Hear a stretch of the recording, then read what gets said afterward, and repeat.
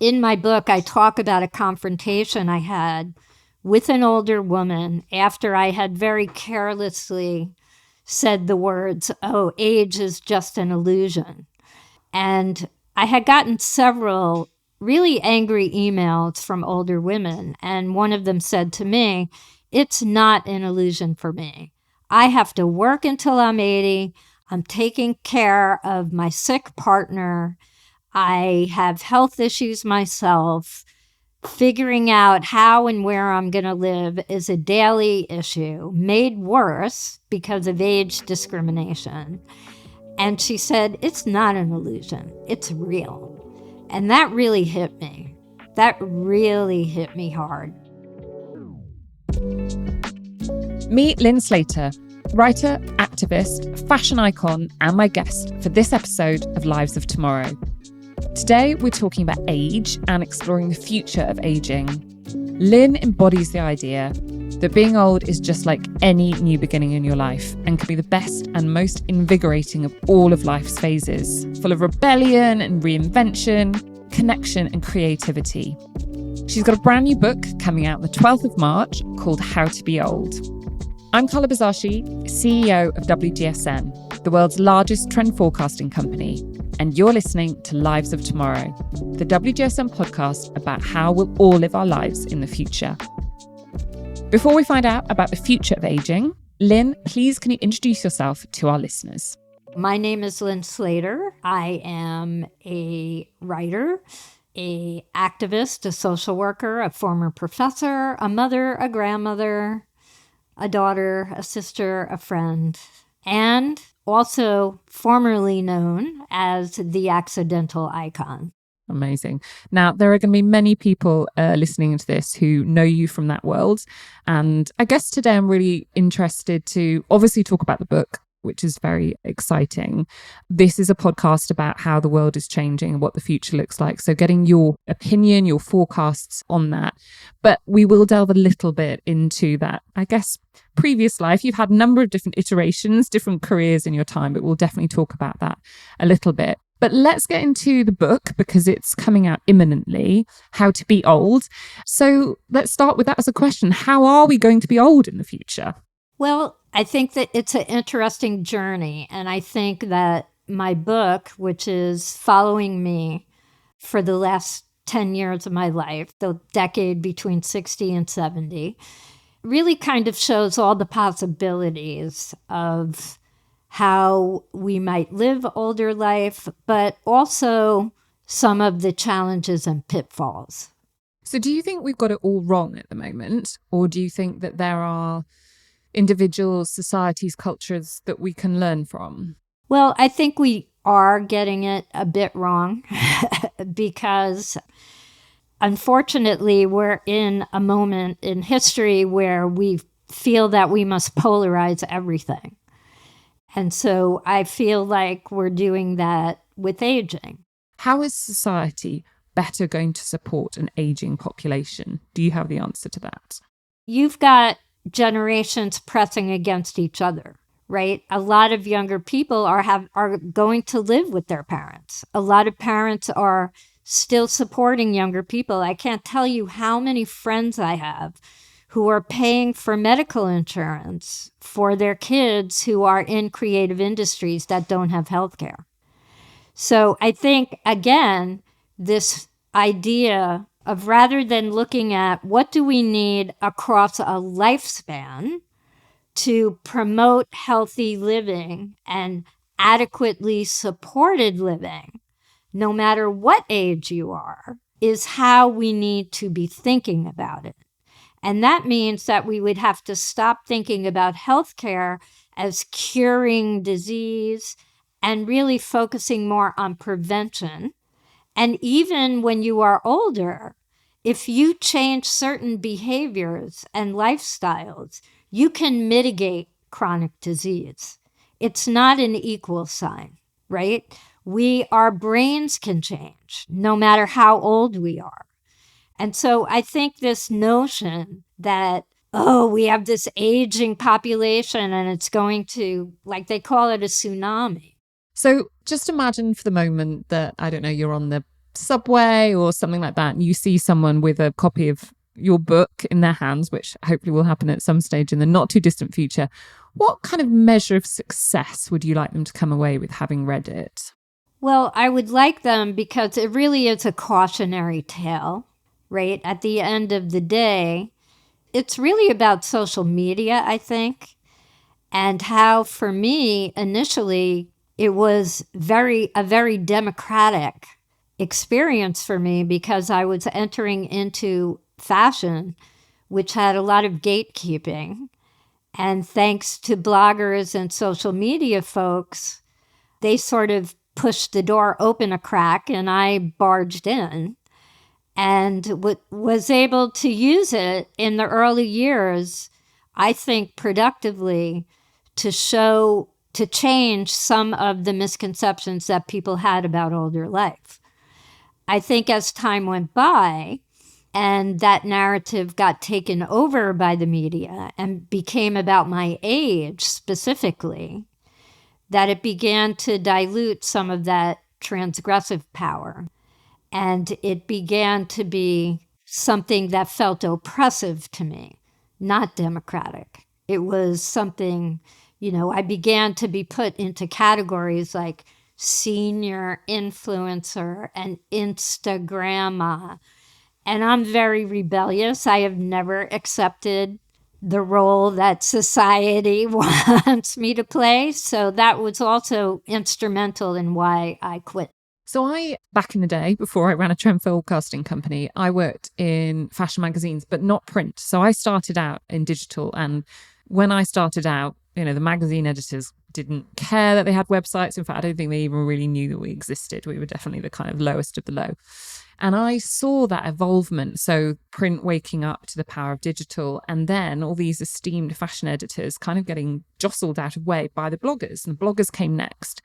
And they were a real breath of fresh air because they weren't curtailed by the advertisers that might be advertising or not advertising in that magazine or later on those websites. And they could sort of say what they wanted because they weren't courted by the fashion brands at that stage. And then you saw that change and they did become courted and they wanted their front row seats. So suddenly they couldn't write exactly what they thought. So everything that had made them unique, they became then just like the print editors.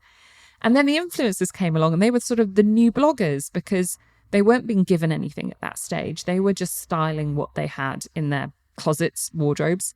And then the influencers became the next version of that and courted. And so at every stage, the kind of authenticity, which had been the unique, I guess the USP, right, of this new iteration of fashion audience and the conduit between brands to consumers.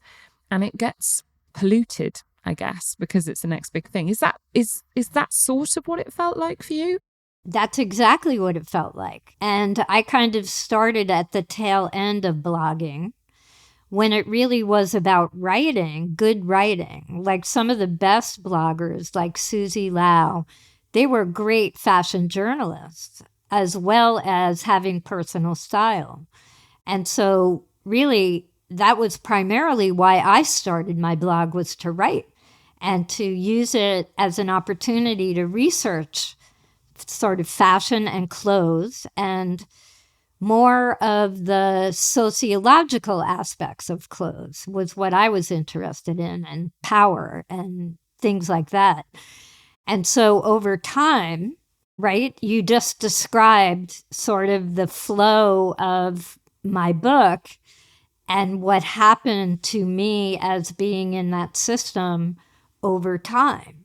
Is the reader, listener, audience still interested and excited by that medium?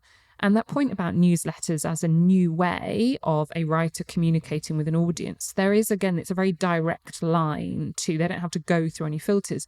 I think they will go the way of everything else if they just become pure advertising. And if the good voices then get, again, I don't want to use sort of really negative words, but if it just becomes about here's a freebie that I'm wearing rather than I have great style or I have great eye for things or I can genuinely recommend things that you are going to benefit from as well. Those are the writers I connect with, people who I actually begin to trust. And I think that trust can get broken if you feel that it's not authentic.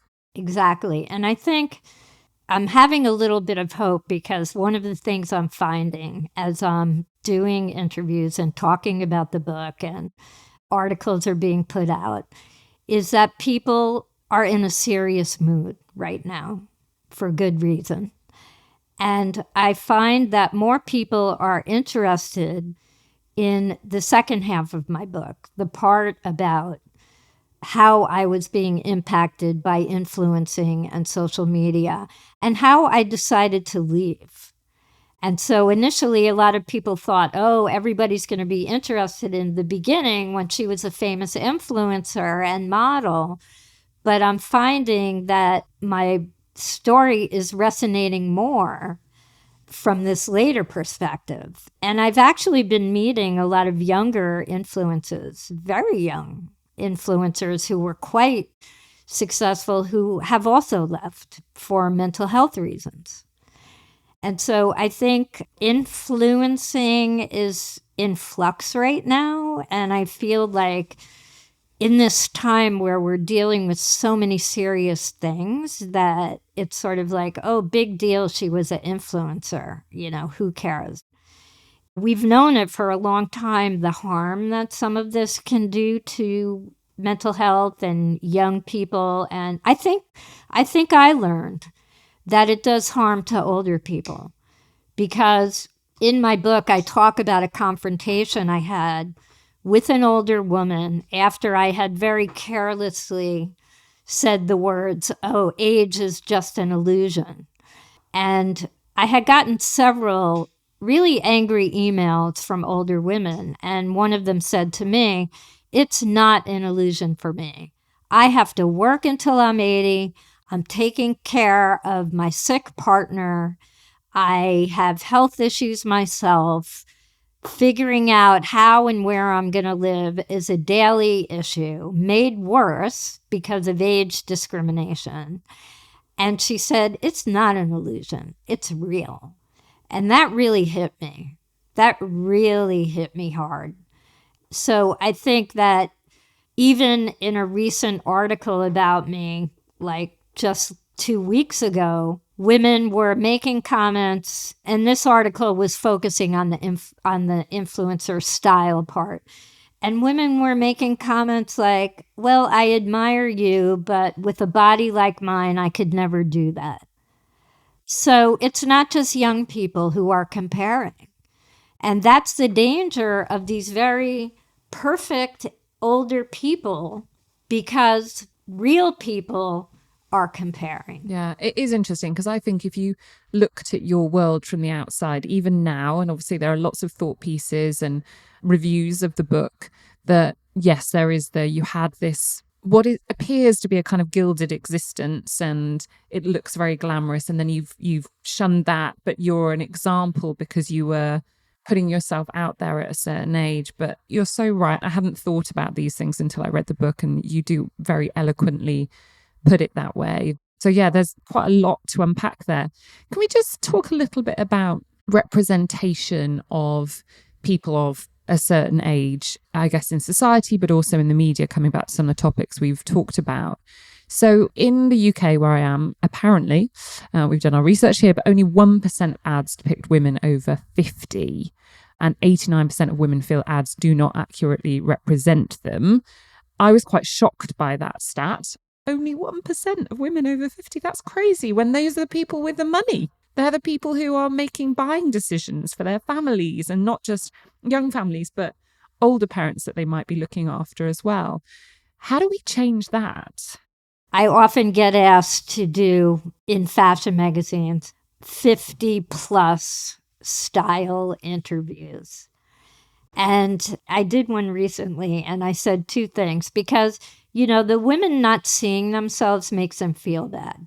And I sort of have come to the conclusion that fashion is not going to be a place where they're going to do a good job with the aging.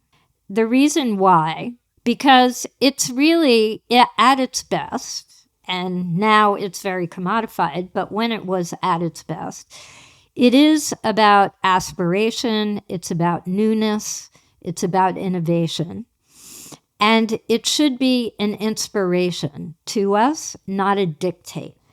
And so I think if you sort of look at runway shows and stop looking at the woman who is wearing the clothes, but look at the individual garments, that you can't tell me that if you watched every Milan fashion runway show, that regardless of what size, shape, or whatever you were, that you could not find one garment that would be fabulous on you if you don't look at who's wearing it, right? Yeah. And you think about fashion from the inside out, from yourself out. And I think the other thing too is that as women, our bodies have changed throughout our lifetime. When we're becoming an adolescent, when we're getting married, and we decide to get pregnant and have a child, and we're losing weight and we're gaining weight, and we have menopause, we have always had to grapple with the question as women, how do I dress a changing body? That is the question as an older woman. It's no different. And I think we make it appear that, oh, how am I going to find a personal style as an older woman? Do you know how many 20-year-olds are trying to find a personal style? It has nothing to do with age. And if you take yourself away from it and think about clothes as a material to express who you are and what you wish to convey to the world, then you're not looking outside yourself and you're not comparing. And so that's my advice, because fashion will always, I think, be for the young. It always has been. And I think for me, it's more, I distinguish between fashion and clothing. I was just about to say that you have made a quite clear distinction. Fashion is one thing, and personal style, or how you dress yourself. How you dress yourself is something totally different. We're just going to jump, because I always do some reoccurring questions so people get to know you in a slightly different way, and then we're going to come back to this very important topic because we're just getting into the gritty stuff. So just quick answers, first thing that comes into your head. When are you happy? When I am writing, when I am in my garden, when I am playing with my grandson, when I am helping my daughter, when I am having an adventure with my partner. Perfect. What is your go-to dish when cooking? I don't do the cooking. We don't do gender roles in my house. Even better. Okay, what's the favorite thing that your partner cooks that you love? He makes the most delicious miso soup. Excellent. Okay, however big or small, what's your one day-to-day life hack that you couldn't live without? Coffee. I love my cup of coffee in the morning. I can't start my day without it. What was the last book you read and really had to recommend? Real Estate by Deborah Levy. Okay, right, I'm going to add that to this. I just have that in there because I love reading. Okay, so in that vein, let's get back to the topic in hand. Now, we asked you before we started the podcast, what were your predictions, your big predictions for the future of aging? So can you divulge them and let's debate them? I think where we live as older people is going to be very different.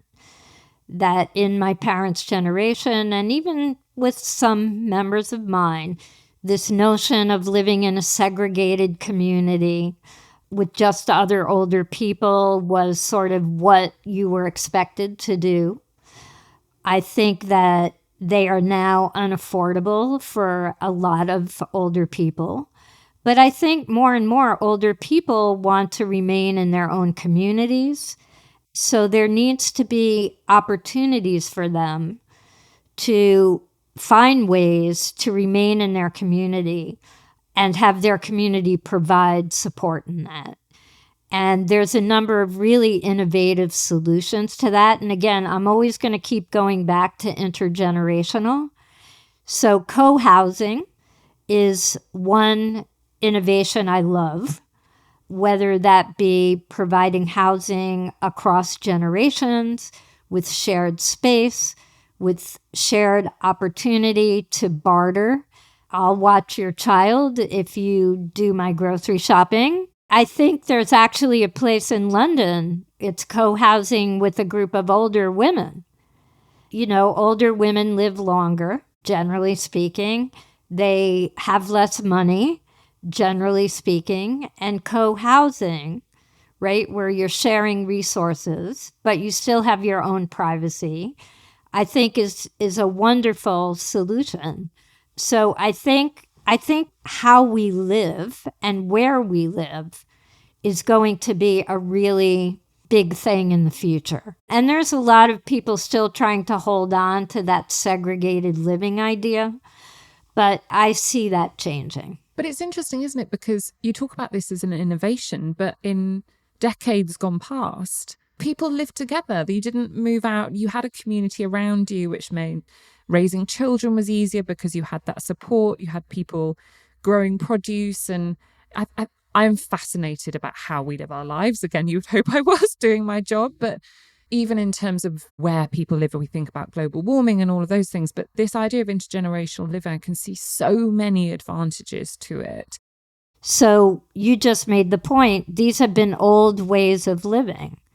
After industrialization, it's been hard to execute them, but you can go back and take the major premises of it, and then using what we know now and technology and other things, you can make it work in today's world.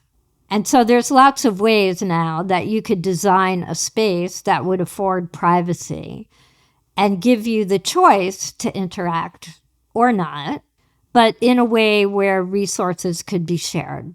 I've got a really big question for you now. What does it mean to be old today? We have all the ages that we've ever been inside of us. And so I might be 70, but I can hear a song that makes me feel like I'm 25 because that was the song I was dancing to when I was 25. And so there's a big difference between how you experience your age internally, which is kind of, as I said, all these different, it's very flexible. It can go back and forth. And then what is actually happening to your body. And I think that as I did watch my mother pass away in the last year of her life, and you see a body that starts to lose function after function after function after function. And I would say now, looking back, that my mother died when she was 95. I would say my mother became old when she was 94, because that is when I saw her body. Her brain was going, her physical body was going. It was sort of like you could see one thing and another and another and another going until the moment of her death. And that really profoundly changed me in my thinking about what it means to be old.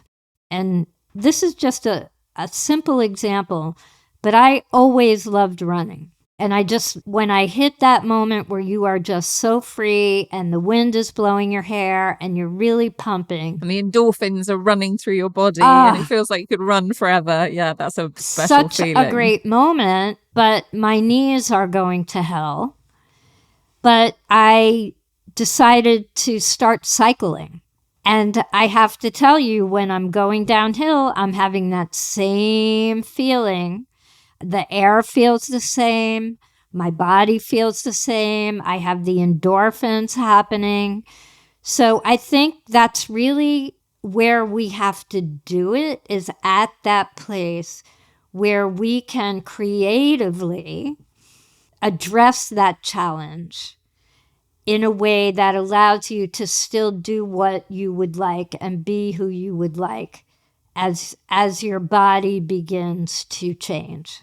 Lyn, this conversation, I don't think it's quite what I was expecting. And I think the perception, you've said it already with the conversations you're having around this book, there is a perception that you're a badass. You know, age, it doesn't matter. You'll dress the way you want. You'll live the way you want. You'll make decisions that suit you, whether that's, you know, leaving the influencer world or whatever that may be. But it's really thought-provoking in a we are going to have to acknowledge what happens to our bodies, and we are going to have to take responsibility for that, and we are going to have to live with it. Okay, so Lyn, are you more anxious or hopeful about the future of aging?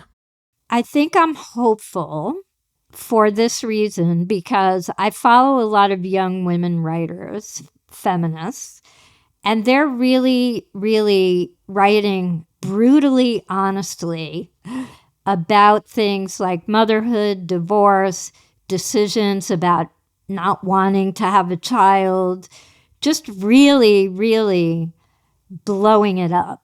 And I feel like older women should be doing that. And we should be inviting young women to ask us those hard questions. I was doing an interview the other day with a younger woman who, I think she's taking on her fear of being old. And she asked me, do you think about dying a lot? Which is a very scary question for someone in their 30s to ask, right? And so I think the honest answer is, of course it enters my mind. There might be a night where I wake up with a sense of foreboding. But what it does 90% of the time is make me just be in the moment and live my life to the fullest that I can. Wow. I can't have that. The last thing that we talked about was whether you think about dying. Well, guess what? That's why everyone's afraid of it. That's the core of why people don't want to dive into what real aging is. And I think, like anything else that you fear, right? If you really dive into it, you find out at the end of that exploration, okay, this is a realistic fear, but there's probably 75% of it that are unrealistic fears, right? And at the end of it, you can end up at a much calmer and less anxious place. Okay, that's a much better place to end. Lyn, thank you so much. This has been really, really interesting. I think there's a lot of food for thought, and I hope different to some of the other interviews you're doing. I mean, you can't fail to be seduced by your kind of vision to the world and the fact that you did disrupt that influencer industry and you did pave the way for others. But it also, you know, inspired by the fact that you made the decision when you wanted to leave that world and reinvent yourself yet again as an author. And I'm sure the book will do brilliantly. I think that there's a lot in there for people to get into. And even if they come in because they followed you on Instagram and loved your outfits, and there's a side to that, there's a lot more in there that will make people think about big societal issues and the way that we deal with them. So thank you so much. It's been a really fascinating conversation. Thank you for having me and asking really great questions. Thank you to Lyn Slater for joining us on Lives of Tomorrow. Don't forget, Lyn's new book, How to Be Old, is out next week, the 12th of March. Next week's WGSN Create Tomorrow podcast is back with another episode examining the future of product and design. In the meantime, if you want to get in touch with us and give us some feedback or input to the podcast, please send an email to lives@wgsn.com. I'm Carla Buzasi, CEO of WGSN. I'll see you next time.